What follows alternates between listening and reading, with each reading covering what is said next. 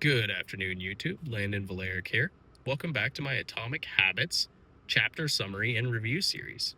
First of all, I apologize for doing this in my car. I just know that my wife and child are at home, and if I do this at home, I'm not going to get it published and posted tonight. No way. I didn't really think through the start date of how I was going to do this. I want to publish, or I want to film and, get the posts ready on the weekends, but that's going to have to start next week. I hope you'll bear with me there. Second of all, I have a notebook here. It's got my notes. I'm going to be referencing it, especially for the summary portion. So again, I am not a professional in front of or behind the camera. I hope you can deal with that for this video. That should get better over time too. I'm going to jump right into it though with chapter 1. There are 6 bullet points in the back of the chapter, which I didn't know that before I read it, but they act as the summary. So I'm going to read those out to you right now. 1. Habits are the compound interest of self-improvement. Getting better by 1% every day counts for a lot in the long run. 2. Habits are a double-edged sword. They can work for you or against you, which is why understanding the details is essential. 3. Small changes often appear to make no difference until you cross a critical threshold. The most powerful outcomes of any compounding process are delayed, so you need to be patient. 4. An atomic habit is a little habit that is a part of a larger system. Just as atoms are the building blocks of molecules, atomic habits are the building blocks of remarkable results. 5. If you want better results, forget setting goals, focus on your systems instead. That leads into 6, that you do not rise to the level of your goals, you fall to the level of your systems. It's a pretty apt summary of the chapter.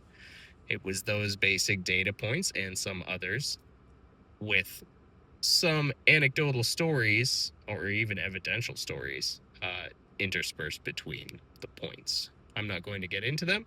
If you'd like to know about them, you should probably read the book. It's part of why we're here, right? I did pull some important ideas from the chapter.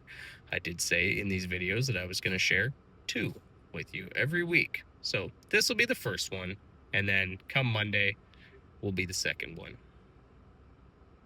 Could have planned that better, okay? Ah, well. So, the first important idea that I'm going to pull out of this book is that time magnifies the margin between success and failure. It will multiply whatever you feed it. Good habits make time your ally. Bad habits make time your enemy. Here's what that means to me in a real-life application. So, this doesn't stop at the expanding effects of your habits. It translates into your relationships as well. And this is mentioned in the book in the form of a chart, positives and negatives, like the positive and negative outcomes of habits. What does that mean for us, though? In my opinion, that means that we must be mindful about how we show up and present ourselves as parents, as a spouse, as a colleague, as a friend, and as any relationship with anybody that we see every day. Because every day that we interact with these people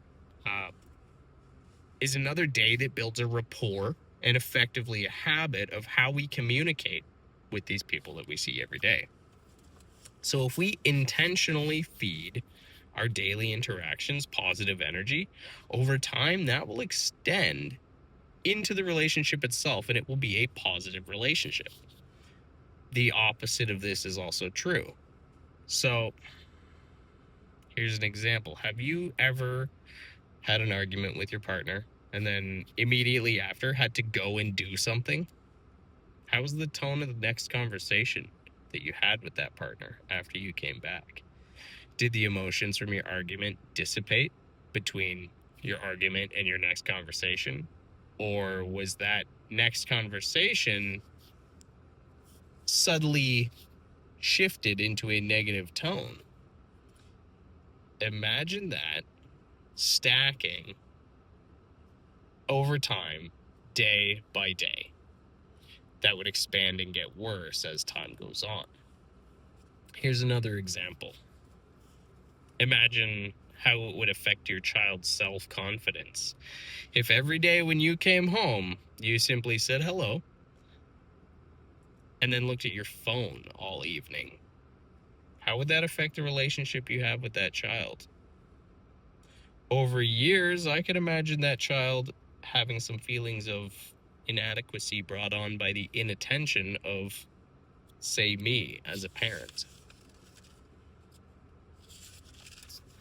Luckily, in that case, the opposite of that is also true.